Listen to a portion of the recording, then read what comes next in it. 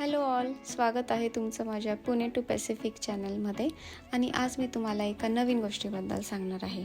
तर आज वीकेंड होता आणि मंदिरमध्ये ते जे एल व्ही टेम्पल आहे तिथे मंथली स्वामी समर्थांची आरती जसं सगळे सेवेकरी आणि भक्त मिळून सेलिब्रेट करतात. आणि आज गुरुपौर्णिमा इव्हेंट पण होता.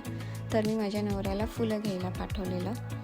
म्हणजे सगळे सेवेकरी मिळून कामं वाटलेली असतात. तर माझ्याकडे ऑफकोर्स फुलं आणायचं काम होतं आणि मला प्रसाद पण बनवायचा होता. पण मला फुलं आणायला टाईम नव्हता, तर माझा नवरा तो माझ्यासाठी हेल्प करत होता. तो ह्या KFC स्टोअरमध्ये आलेला. या स्टोअरचं क्वालिटी फूड सेंटर असं फुल फॉर्म एक लोकल स्टोअर आहे. आणि इथे फुलांचंही फार मोठे सेक्शन आहे. ऑफकोर्स बेकरी प्रोडक्ट्स आणि व्हेजिटेबल्स पण मिळतात. पण फुलं पण आता सध्या समर असल्यामुळे ही बाहेर सगळी ठेवलेले होते आउटडोअर इनडोअर प्लांट्स. पण त्याला हे प्लांट्स वगैरे काही घ्यायचे नव्हते. तर इथे जी तुम्हाला प्राईस टॅग जी दिसते ना $29.99 और $9 समथिंग, तर ही बेसिक प्राईस आहे. ह्याच्यामध्ये सेल्स टॅक्स ॲड केलेला नसतो. जेव्हा बिलिंग करतात तेव्हा तो टॅक्स ॲड होतो. आपल्या इंडियाला कसं GST ॲड करून प्राईस लावली जाते, तसं इथे टॅक्स आधी ॲड होत नाही. माझ्या राज्यामध्ये सेल्स टॅक्स लागतो फक्त. तर इंडोर असे प्लांट्स आणि फ्लावर वगैरे ठेवलेले होते. तर जे बुकेज वगैरे हवे होते ते इथे हा तो सेक्शन होता. आणि इथून मग मिक्स मॅच ॲक्च्युली घ्यायची होती फुलं, कारण मंत्रपुष्पांजलीसाठी लागतात. आणि स्वामींच्या फोटोला हार बनवण्यासाठी रेड कलरची गुलाबाची फुलं जी स्वामींना खूप प्रिय आहेत ते पण घ्यायचं होतं. तर ह्यामधून छानशी ती 7 बुकेज निवडून काढले त्याने आणि ते घेऊन तो घरी निघाला.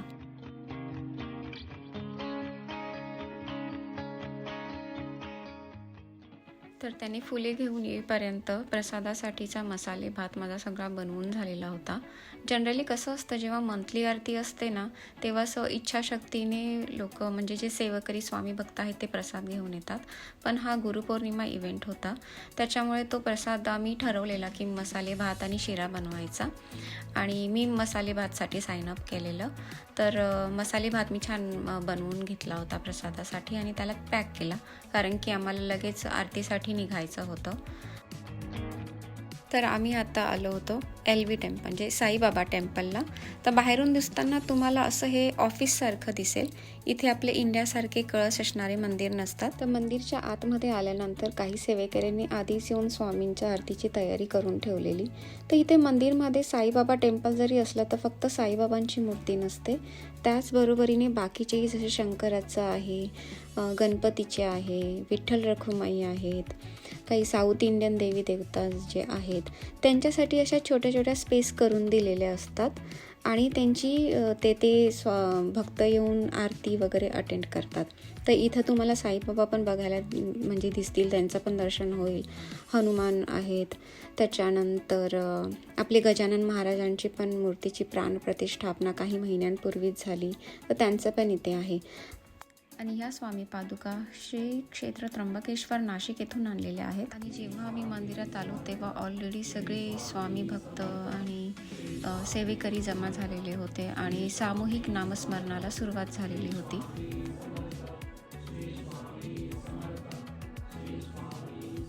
तर नामस्मरण झाल्यानंतर त्याच्यानंतर गायत्री मंत्र, तारक मंत्र, कालभैरवाष्टक, दत्त महाराजांची आरती, अशा विविध आरती आणि मंत्रांचा समावेश करून सामूहिक मंत्र उच्चारण केलं जातं.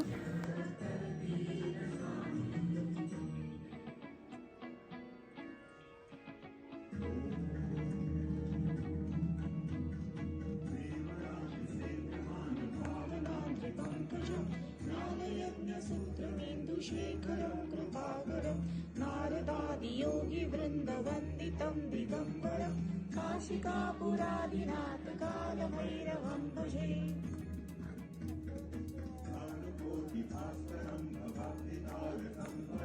नीलकण्ठं त्रिलोचनं कालकालमम्बुजाक्षमक्षशूलमक्षरं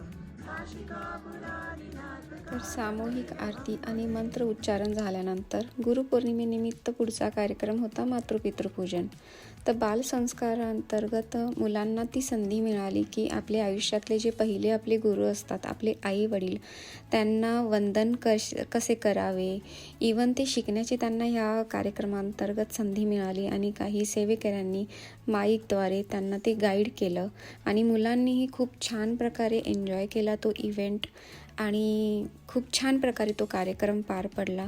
उन्हाळ्यानिमित्त बऱ्याच जणांचे आईवडीलही इथे फिरण्याकरता आलेले आहेत, तर त्यांनाही म्हणजे त्यामध्ये सहभागी होता आलं.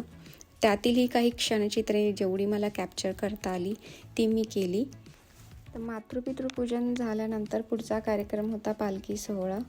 मग त्यासाठीची जी प्रोसेस होती की अभिषेक आधी करून घेणं आणि पालखी उचलण्याआधी जे पण नारळ वगैरे फोडून जे नियम असतात ते सर्व फॉलो करून सगळेजण जमा झालेले होते आणि आता पालखीला सुरुवात करायची होती.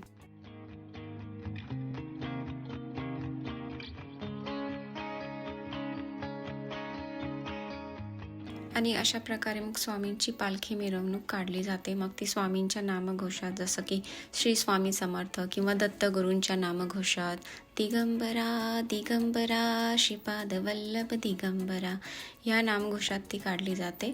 तर ह्यावेळेस असं ठरलेलं की मंदिराच्या इनडोअरच ती काढायची होती मिरवणूक. बऱ्याचदा असं होतं की मंदिराच्या बाहेरून पण मिरवणूक काढली जाते, मंदिराचा जो परिसर आहे बाहेरचा पार्किंग लॉट वगैरे त्या साईडला. पण ह्यावेळेस मंदिराच्या मध्येच मिरवणूक काढायची होती. तर मंदिरामध्ये 2 भाग असे आहेत. हा एक हॉल आहे एका साईडला आणि सेम स्पेस दुसऱ्या साईडला आहे. तिथे सगळ्या प्रकारचे देव तिथे ठेवलेले आहेत. तर ह्या मिरवणुकीमध्ये जसं लहानांपासून मोठ्यांपर्यंत स्त्री पुरुष सगळेजण अगदी उत्साहाने आणि खूप आनंदाने तो पालखीचा भार आपल्या खांद्यावर घेण्यासाठी तयार असतात. आणि महिलासुद्धा अगदी फुगडी वगैरे खेळून आपला आनंद व्यक्त करतात.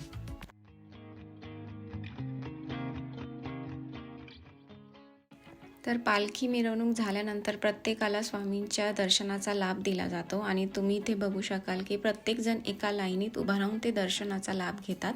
तर इथे प्रत्येक कार्यासाठी एक सेवेकरी नेमलेला असतो. त्याच्यापेक्षा प्रत्येकाने ती जबाबदारी स्वतःहून घेतलेली असते आणि सगळेजण ते प्रयत्नशील असतात की कार्यक्रम अगदी शिस्त पद्धतीप्रमाणे पार पाडला जावा. तर दुसरीकडे प्रसाद वाटपाचा कार्यक्रम सुरू झालेला असतो. तर प्रत्येक स्वामी भक्त आपलं स्वामींचं दर्शन घेऊन आणि सेवा अर्पण करून प्रसाद घ्यायला लाईन लावतात आणि प्रसाद घेतल्यानंतर सगळेजण एकत्रितपणे त्या प्रसादाचा आनंद घेताना तुम्हाला दिसेल. आणि अशा पद्धतीने स्वामी सगळ्यांकडून सेवा करून घेतात आणि असे इव्हेंट्स आणि मंथली आरती अगदी छान प्रकारे पार पाडून घेतात. जर तुम्हाला हा व्हिडिओ आवडला असेल तर प्लीज लाईक करा, शेअर करा आणि माझ्या चॅनलला सबस्क्राईब करा. भेटूया पुढच्या व्हिडिओत. Bye bye.